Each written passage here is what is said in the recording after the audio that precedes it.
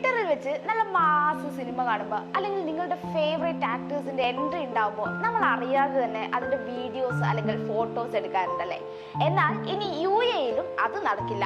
നമ്മുടെ നാട്ടിലെ പോലെ തന്നെ തിയേറ്ററിൽ വെച്ച് സിനിമയുടെ ഫോട്ടോസ് അല്ലെങ്കിൽ വീഡിയോസ് പകർത്തിയാൽ 2 മാസത്തെ തടവും 1 ലക്ഷം രൂപ പിഴയും അടയ്ക്കേണ്ടി വരുമെന്ന് മുന്നറിയിപ്പ് നൽകിയിരിക്കുകയാണ് UAE അധികൃതർ.